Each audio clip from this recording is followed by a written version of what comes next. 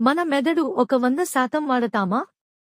మనిషి తన మెదడు కేవలం 10% మాత్రమే వాడతాడు అనే మాట మీరు విన్నే ఉంటారు. కానీ ఇది నిజమా? మిగతా 90% వృధా వెళ్తుందా? 1. ఇది ఒక పాపులర్ మిత్ మాత్రమే. 2. నిజానికి మనం నిద్రలో ఉన్నప్పటికీ కూడా మెదడు చాలా భాగాలు పనిచేస్తుంటాయి. 3. ఎంఆర్ఐ స్కానింగ్ లాంటి ఆధునిక సాంకేతికాలు చూపిస్తున్నాయి ప్రతిరోజూ మన మెదడులో అన్ని ప్రాంతాలు పనిచేస్తున్నాయి. 4. కొన్ని భాగాలు మాట్లాడేటప్పుడు, కొన్ని భావోద్వేగాల కోసం, మరికొన్ని గమనించడానికి పనిచేస్తాయి. 5. ఒకేసారి మొత్తం మెదడు పని చేయదు, కానీ అవసరమైన విధంగా ఒక 100% దాన్ని ఉపయోగిస్తూనే ఉన్నాం.